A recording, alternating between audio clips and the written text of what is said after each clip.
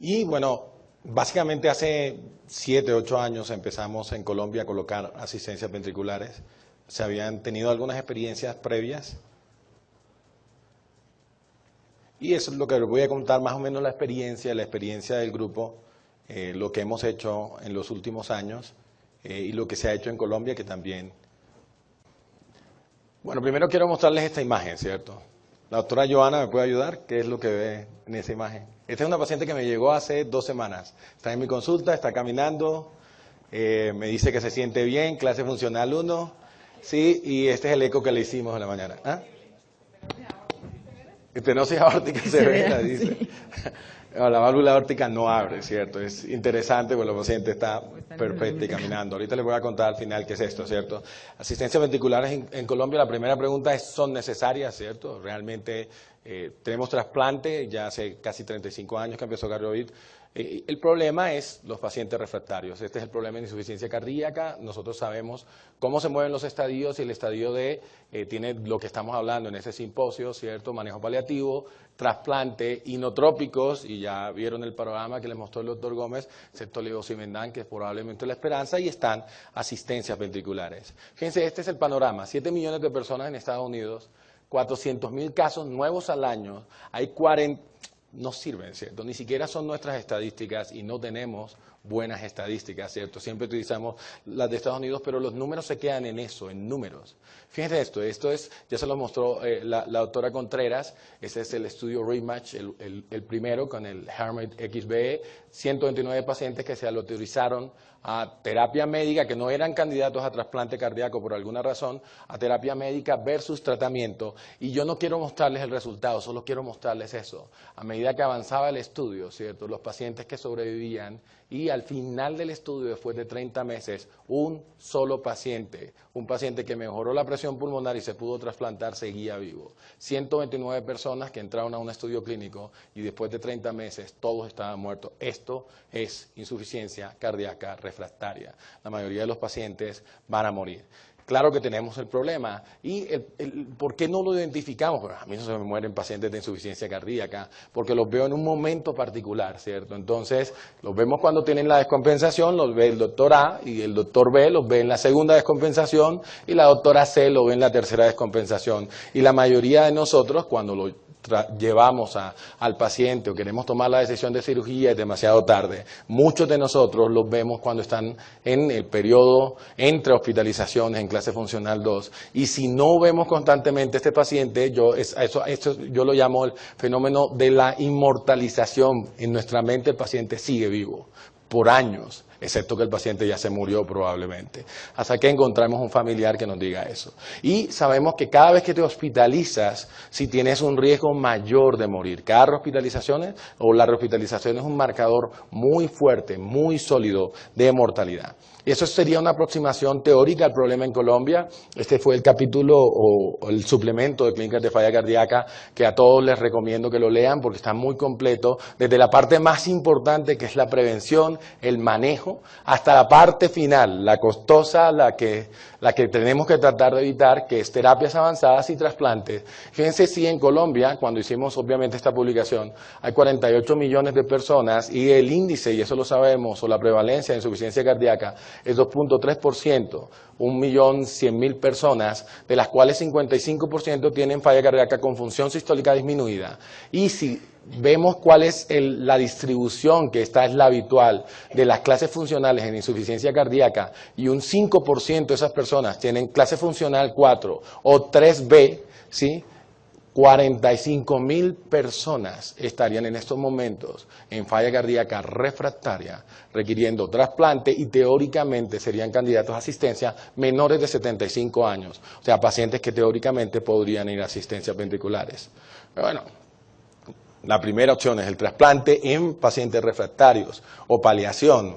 Espera un momentico, ¿cómo nos está hablando de asistencia? Y le voy a decir, el trasplante es una muy buena alternativa cuando no tienes alternativa, como la conferencia del doctor Perrone, la última opción, hay que tratar al paciente y tratar de que no llegue, pero tiene problemas. Sobrevida no es la mejor, sobre todo si eres joven, ¿sí? Y este es el promedio de sobrevida, la sobrevida condicional, o sea, si sobrevives el primer año, que es donde hay la mayor mortalidad, es 13 años, la sobrevida promedio. Si tienes 60 no hay problema, si tienes 20 es complejo. O si eres, eres un adolescente. Escasez de donantes. Tenemos pocos donantes y este es el problema, que el gran número, hubieron 45.000 y trasplantamos mucho menos de 100 este año en Colombia. ¿Sí? Entonces, médicamente es brutal, revolucionario, epidemiológicamente es trivial. No estamos tratando a la mayoría de personas que tienen el problema, el resto están muriendo. Y desafortunadamente tenemos pocos donantes y en la tontería, gusanos y todo lo demás están ganando la batalla y cada vez están cayendo las curvas de donación en Colombia, lo cual es increíble. No estamos mejorando, sino empeorando.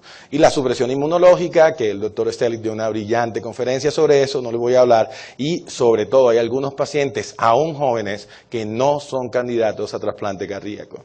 Sí, el problema más importante del trasplante cardíaco para mí es este, que la sobrevida no ha aumentado básicamente nada o muy poco en los últimos 15 años, después de la ciclosporina, después el tacrolimus, hubo muy poco que impactara en los últimos 20 años la sobrevida, la técnica o lo que hacemos en trasplante cardíaco. Va muy lento. ¿Tengo más alternativas? Bueno, ya en Colombia hace más o menos 8 o 9 años tenemos dispositivos de asistencia y son alternativas para este tipo de pacientes. Esta es la clasificación, sobre todo los que tenemos ventrículos, según el ventrículo que soportan, izquierdo, derecho o biventriculares, según la posición anatómica, si son extracorpóreos, intracorpóreos, el corazón total artificial, la intención de uso, si los queremos para choque cardiogénico en corto plazo o a largo plazo, en otro tipo de pacientes, y el mecanismo de la bomba, que también es interesante, pero no es el objetivo de la charla. En general, esto es un muy buen resumen. Los que ven dentro del círculo azul son los de corto plazo, ya sean los de arriba flujo continuo, los de abajo flujo pulsátil, ¿sí? Y estos son los que tienen implantación quirúrgica y los que tienen implantación percutánea. ¿Cuáles tenemos en Colombia? Levitronic, Centrimac y ECMO. Probablemente el que más utilizamos es ECMO. ¿Sí? Tenemos percutáneos, el Impela 2.5 y además, obviamente, el balón de contrapulsación lo tenemos, pero ya la doctora Contreras nos dijo cuáles eran los problemas, sobre todo en supervivencia, en eficacia del balón de contrapulsación, y tuvimos hasta hace 4 años el HeartMate 2 y hace poco fue autorizado en Colombia. Podemos colocar HeartWave, pero no se ha colocado todavía el primero. ¿Cómo clasifico a los pacientes? La clasificación de Intermac, que empezó siendo un registro y terminó siendo una clasificación, es lo que utilizamos actualmente y no voy a profundizar obviamente en eso porque lo hemos visto en las otras conferencias, pero lo interesante del Intermac es esto: ¿cuál es el paciente candidato? Estos probablemente, el 5, 6 y 7, son muy tempranos y tienen una sobrevida mayor, a pesar de que acá la clase funcional y la calidad de vida es un problema. Los 1 y 2 tienen muy alta mortalidad, sobre todo los 1 probablemente llegamos demasiado tarde, y los 3 y 4 es a donde se está moviendo, el doctor Stellick lo mostró muy bien, probablemente todo el avance de los dispositivos. Estos son los que hemos puesto en Colombia y esto también es de la misma separata, pero obviamente está un poquito, hemos puesto más después de eso. Inclusive acá la Fundación Cardiovascular tiene los 3 HeartMate 2, hemos colocado hoy 7, ¿cierto? Y muchas instituciones en Colombia han colocado ECMO y algunas asistencias izquierdas también y algunas asistencias percutáneas. Les voy a contar un poquito de nuestra experiencia. Este es el logo del programa de asistencias ventriculares anidado dentro del servicio de insuficiencia cardíaca avanzada, que incluye también al servicio de cirugía cardiovascular, el servicio de asistencia, que por decirlo así tiene vida propia, y el servicio de falla cardíaca, se lo pongo para que tome la foto, ¿cierto? Pues lo que nos tocó primero es empezar a educar a las personas, los que recibían las asistencias ventriculares, porque antes poníamos ECMOs y cuando se colocaba el ECMO la perfusionista se tenía que quedar y eran 4 perfusionistas y todas iban a renunciar. Así que hubo que entrenar personas adicional a las perfusionistas que pudieran cuidar estas asistencias, y hoy tenemos un promedio de 2 o 3 al día. A la semana, entonces necesitamos personal específico, y el último avance que hicimos es que tenemos una propia unidad solamente para asistencias ventriculares con 9 camas, una unidad de cuidados intensivos de ECMO, por decirlo así.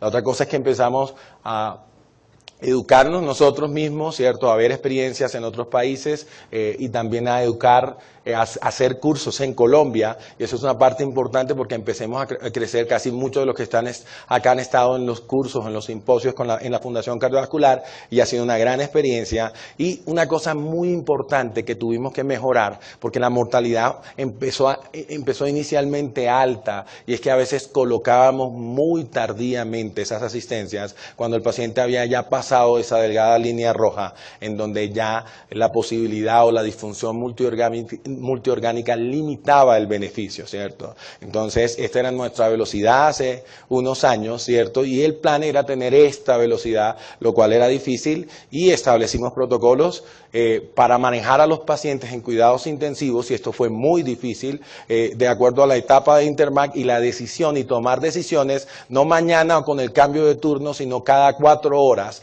de acuerdo a cómo el paciente se movía, ¿cierto? Esto obviamente es muy complejo como lo hicimos, y fue producto de las reuniones, muchas, con cirugía, con el programa de anestesia y cuidados intensivos, y logramos hacer un consenso de qué es lo que teníamos que hacer para manejar a esos pacientes. Establecer pactos, que falla cardíaca no esté por allá, el cirujano esté por el otro lado, ¿cierto? Asistencias por el otro lado, y no todos comunicados. Alguna vez, esto fue hace casi 4 o 5 años, nos tuvimos que reunir. Sí, este es María Juliana, que es del servicio de falla, yo, Leonardo, que es el jefe del servicio de asistencias, y nuestro cirujano actual, que es Antonio. Nos reunimos, pusimos cómo teníamos que participar o entrar todos en cada decisión, los que tomaban la definición, pero no siempre, muchas veces la toma el cirujano, pero ahora las tomábamos en conjunto, sobre todo con WhatsApp, el que lo pone, ¿cierto? Y el que lo maneja. Y Leonardo sabía mucho de la parte mecánica que nosotros no teníamos la menor idea, y sobre todo porque necesitas un ingeniero, y no tenemos muchos ingenieros que sepan de esto, y este es nuestro ingeniero, entre comillas, ¿cierto? Pero ha aprendido mucho y es bastante bueno en eso. Y establecer formas de comunicación rápida, porque cuando llegamos a tomar decisiones muchas veces era tarde, y entonces creamos un chat, y el chat funciona de forma bastante interesante, a veces no muy bien, pero por ejemplo, este es un paciente que colocamos tenía una tormenta rítmica, hizo 90 descargas de cardiodesfibrilador, enfermedad de Chagas, muy mala función sistólica, dependiente, lo colocamos en un ECMO, pero el ECMO pone problemas, como nos mostró la doctora Joana, tuvimos que empezar a transfundirlo, bueno, nos tenemos que mover porque no salía el corazón. Entonces María Juliana pregunta por alguna otra estrategia, y Leonardo dice que un HeartMate. Yo no estoy de acuerdo en los Intermac 1 o 2 colocar asistencias de este tipo, pero les dije, acaba de salir el corazón, salió en Armenia, y pudimos llevar rápidamente ese paciente de trasplante. Entonces estábamos comunicados con un paciente que ya estaba haciendo problemas con la asistencia ventricular. Nuestra velocidad no es esta, claramente, pero hemos mejorado, estamos más o menos así, ¿sí? Y esto es un buen cambio, ¿cierto? Y queremos estar así algún día, pero vamos mejor, quiero decir, nos estamos moviendo rápidamente. La otra parte del programa es que si lo estamos haciendo solos, y no lo estamos haciendo solo, gracias a Dios, hay muchos otros programas que están avanzando, pero que a veces necesitan ayuda en el manejo de esos pacientes, bueno, parte de lo que hacemos es ir a otros hospitales, algunos que no tienen la tecnología, otros que la tienen, pero que quieren la colaboración con pacientes más complejos, y los colocamos allá, o traemos los pacientes y los colocamos en la Fundación Cardiovascular, y después, cuando están estables, los devolvemos. Acá está Leonardo, que es normalmente que los va a buscar, ¿cierto? Ese es el avión de la Fundación Cardiovascular, en donde logramos ir a muchos sitios. Hemos venido varias veces a Bogotá, a Medellín, a la costa, a poder salvar vidas de personas, sobre todo jóvenes, que se hubieran perdido sin esta probabilidad. Sí, y bueno, finalmente, la parte de lo que hemos hecho, esto también se los mostró el doctor Stelic, de los construyendo puentes, de puente a qué, y hay varios escenarios clínicos. Por ejemplo, este es un puente a trasplante, es un paciente de 52 años, no le voy a contar toda la historia, pero la cuestión es que tuvo un infarto y no se recuperó, a pesar de que tapamos las arterias, en muy malas condiciones generales, requirió que lo colocáramos en ECMO, pero cuando fuimos a evaluar la función pulmonar, tenía problemas pulmonares, un BEF1 muy bajo, pero no sabíamos sabíamos qué se debía, qué tanto era por enfermedad pulmonar y qué no. Entonces era un candidato a absolutamente nada, exacto, a ECMO en ese momento, y además este era el paciente, todas las fotos están autorizadas por el paciente. Como sabíamos que íbamos a estar mucho tiempo, tuvimos que colocar una asistencia izquierda, que era el problema, pasarnos de un ECMO a una asistencia izquierda mucho más segura, mucho más duradera, con menos problemas reológicos, y este paciente, así en estas condiciones, un trasplante, y esa fue nuestra experiencia inicial con trasplante, terminaba muriéndose a mediano, a corto plazo. Ese paciente había que nutrirlo, había que hacerle fisioterapia, había que mejorarlo, y la asistencia nos permitía hacer eso, nos permitió rehabilitarlo físicamente, mejorar la fuerza muscular, mejorar el BEF1, y en ese momento fue elegible, cuando tuvimos más de 1.5, sí, este es el paciente ya en mejores condiciones, y si no lo ven claro, en su cumpleaños, con su familia, este está conectado a una asistencia obviamente central, y el paciente puede deambular, hacer su rehabilitación física, mejorar nutricionalmente, y finalmente lo llevamos a trasplante hace 2 años y medio y está en muy buenas condiciones actualmente, y bueno, lo seguimos acá.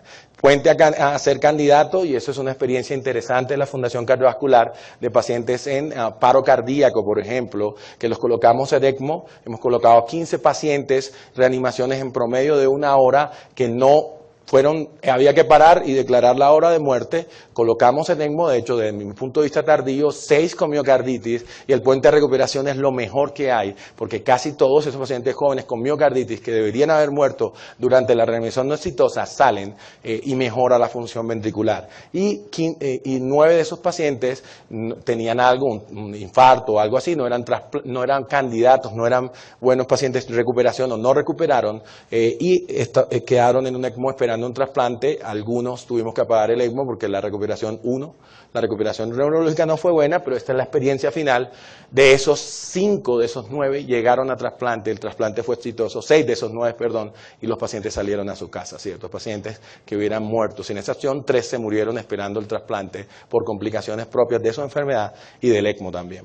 Y moviéndose más allá, terapia destino, el primero que colocamos, este es el primero que colocamos en HeartMate 2, en que este paciente murió al poco tiempo, porque bueno, no era un paciente, era un cerdito, pero fue el primero que intentamos hacer.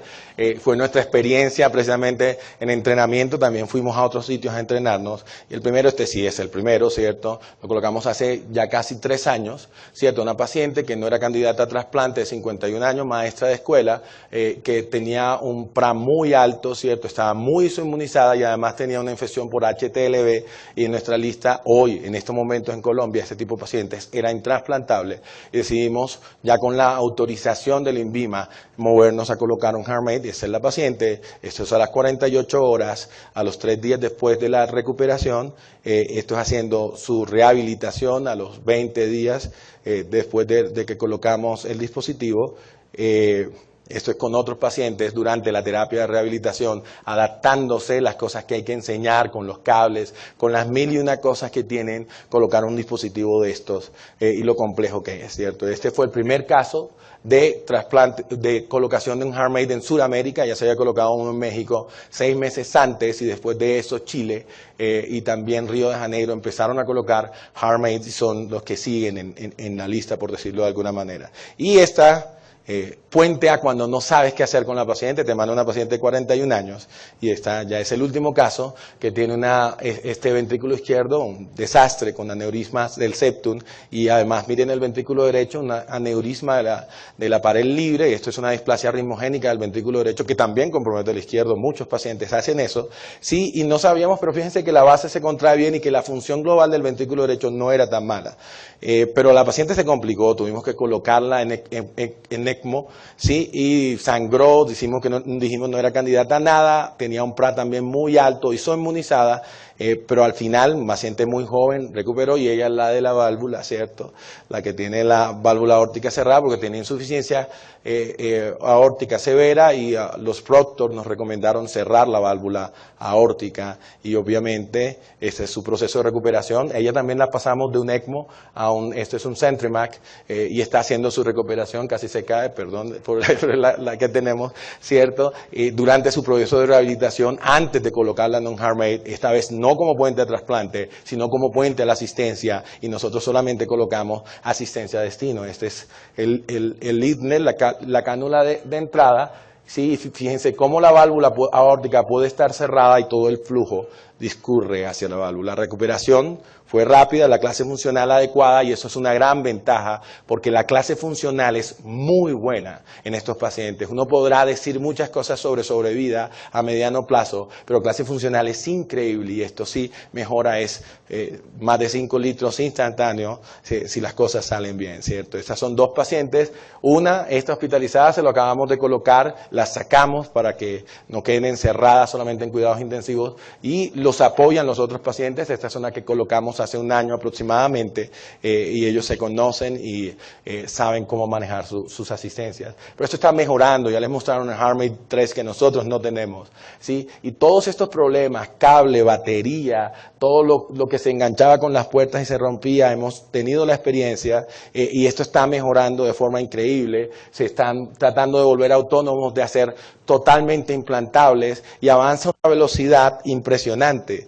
Yo siempre pongo el ejemplo de esto, ¿se acuerdan? Alguien tuvo este celular, ¿cierto? Creo que Clarita tuvo una, mentira, Clarita, ¿cierto? Ese es el Motorola de hace 15 años. Sí, este ladrillo de pura vaina podía no comunicarse por teléfono con él, ¿cierto? ¿Sí? Y sin embargo era increíble tenerlo. Y se movió, y ahora tenemos celulares que hablan contigo, ¿cierto? Que te dicen cuál es el restaurante más cercano, ¿sí? Que cuántas millas están a un sitio. Y esto pasó solo en 15 o 20 años. Y esto es la ventaja de la tecnología, que se mueve de una manera que nunca podrá ser la biología. Se vuelven cada vez más pequeños los dispositivos que tenemos. Y lo mejor es que en muy poco tiempo, muchos de esos problemas pequeños que les costaban la vida a los pacientes se han solucionado. La sobrevida ha mejorado rápidamente en cuestión de años, pocos, 1 o 2, y las series están mejorando cada vez. La mortalidad, bueno, está el problema del costo, del que no voy a hablar, porque se salvan vidas. Esos son 3 de nuestros pacientes. Este muchacho es el único que tenemos como puente a recuperación, y no tenemos opciones, y trasplantarlo era una mala opción, ¿sí? Y cuando ves los pacientes, cuando ves tu recuperación y sabes que el trasplante también cuesta como un infierno, que poner stent en pacientes crónicos sin isquemia aguda, cuesta en el día en Colombia lo mismo que colocar un dispositivo de estos. Dices, ¿en qué costo controlamos? ¿Cuál sí y cuál no? En conclusión, sí, los dispositivos son una realidad en Colombia. Hoy tenemos la opción de acceder a ellos, y en pacientes seleccionados pueden ser una gran vía para mantenerlos vivos y con buena calidad. Muchas gracias.